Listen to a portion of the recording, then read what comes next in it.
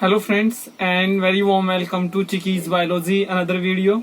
In this video today we will discuss about is hospital job good or bad after biotechnology and microbiology courses. तो आज हम लोग अपने इस topic पे बात करेंगे और आप लोगों का ज्यादा टाइम यहाँ पे न लेते हुए मैं आप लोगों को बता देना चाहता हूँ कि जो हॉस्पिटल्स जॉब्स होती हैं वो आप लोगों के लिए अच्छी होती हैं। और आप लोगों को मैं एक और पॉइंट यहाँ पे क्लियर करना चाहूंगा कि यहाँ पे जो सबसे एक बड़ा ड्रॉबैक है जॉब करने का वो ये है कि यहाँ पे जो स्टार्टिंग आप लोगों की सैलरी होती है, सपोज दैट अगर आप लोगों की स्टार्टिंग में वहां पे 31,000 रुपए पर मंथ की सैलरी है तो इसमें आफ्टर 5 ईयर या आफ्टर 2 ईयर या आफ्टर 7 ईयर कोई इंक्रीमेंट नहीं आता। ये सैलरी एज इट इज यहाँ पे रहती है, तो इसमें इंक्रीमेंट नहीं आता। और आप लोग जैसे कि आफ्टर बायोटेक्नोलॉजी कोर्सेज और माइक्रोबायोलॉजी कोर्सेज आप लोग जो हैं माइक्रोबायोलॉजी डिपार्टमेंट में एक बैक्टीरियोलॉजी का सेक्शन होता है, वहां पे आप लोग एलिजिबल होते हैं जॉब करने के लिए।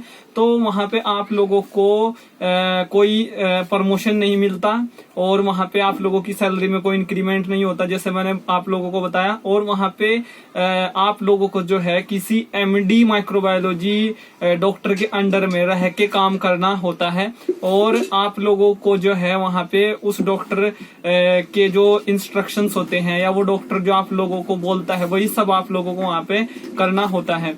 और आप लोग जो है वहां पे आप वहां पे सिर्फ एक जगह जाके आप स्टेबल हो जाते हैं, तो उसमें कोई भी जो है उसमें कोई स्टैटिक्स नहीं होता या कोई मोबिलिटी जो है उसमें नहीं होती। आप लोग जो है एक जगह जाके स्थिर हो जाते हैं और वही काम जो है आप लोग बहुत टाइम तक फिर करते रहते हैं।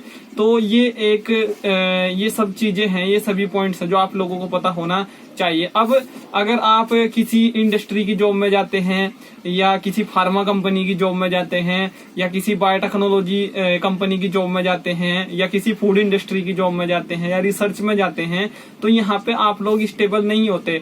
आप लोग जो है आफ्टर एक्सपीरियंस के बाद इस पोस्ट पे से जो है उस पोस्ट पे चले जाते हैं, प्रमोशन होते रहते हैं आप लोगों के और सैलरी में भी इंक्रीमेंट होता रहता है। तो इस तरह की जो चीजें होती हैं या इस तरह की जो जॉब्स होती हैं उसमें मन लगता है हम लोगों का। बट अगर हम लोग एक ही पोस्ट पे ज्वाइन करें और उसी पोस्ट पे हम लोग जो है रिटायर्ड हो जाएं आफ्टर 10 ईयर या आफ्टर 15 ईयर, तो ये हम लोगों के लिए वहां पे अच्छा नहीं होता। मैं आप लोगों को ये यहाँ पे बताना चाह रहा हूँ, ये मैं आप लोगों को यहाँ पे समझाना चाह रहा हूँ। तो हॉस्पिटल की जॉब इसलिए जो है थोड़ी अच्छी नहीं होती।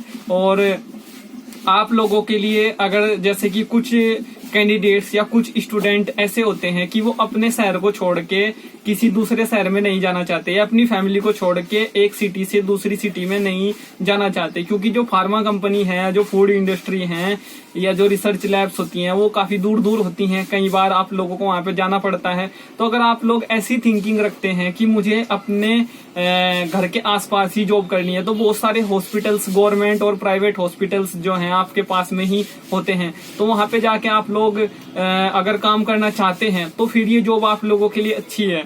आप लोगों को मैं ये भी यहाँ पे क्लियर कर देना चाहता हूँ। बट अगर आप लोगों को दूर भी जाना पड़ रहा है और फिर भी आप लोग जो है 31,000 की जॉब वहां पे आपने ज्वाइन की स्टार्टिंग में और फिर आप जो है 10 साल के बाद या 15 साल के बाद 31,000 की ही जॉब से आप रिटायर्ड हो गए या आपने वो जॉब छोड़ी, तो ये अच्छा नहीं है आप लोगों के लिए। और आप लोगों का मन जो है कुछ टाइम के बाद वहां पे उस जॉब में नहीं लगेगा। तो ये सभी चीजें आपको पता होनी बहुत जरूरी है। और अब तो जो नए एम्प्लॉई हॉस्पिटल्स में जॉब कर रहे हैं उसमें क्या हो रहा है कि अब तो पेंशन भी नहीं मिलती, भले ही आप लोग जो हैं गवर्नमेंट एम्प्लॉय हैं या फिर आप लोग जो है संविदा पे ज्यादातर भी रखा जाता है, ठीक है। कॉन्ट्रेक्चुअल बेसिस होते हैं उस पे रखा जाता है। अब परमानेंट रोल पे गवर्नमेंट हॉस्पिटल्स में लाइक जैसे कि एम्स में, जैसे कि पीजीआई में, जैसे कि अदर जितने भी प्राइवेट हॉस्पिटल्स हैं उनमें जो है परमानेंट रोल पे नहीं रखा जाता। और परमानेंट और अनपरमानेंट रोल तो गवर्नमेंट हॉस्पिटल्स में ही अप्लाई होता है, प्राइवेट में तो सब के सब जो है अनपरमानेंट ही होते हैं। तो ये भी आप लोगों को मैं यहाँ पे क्लियर कर रहा हूँ। सो ये कुछ पॉइंट्स थे जो आप लोगों के साथ में मैंने क्लियर किए। इस वीडियो से रिलेटेड अगर आप लोगों का कोई क्वेश्चन है, कोई क्वेरी है, आप लोगों के माइंड में कोई डाउट है, तो आप लोग उसको वीडियो के नीचे कमेंट बॉक्स में टाइप कर सकते हैं और आप लोग मेरे साथ में जुड़ सकते हैं चिकीज बायोलॉजी के फेसबुक पेज के साथ, चिकीज बायोलॉजी के इंस्टाग्राम अकाउंट के साथ।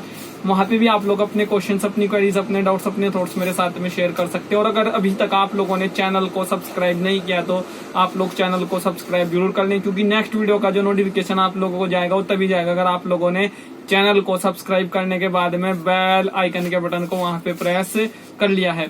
So thank you friends, thank you for watching and do subscribe the channel for upcoming videos and latest updates. Thank you friends.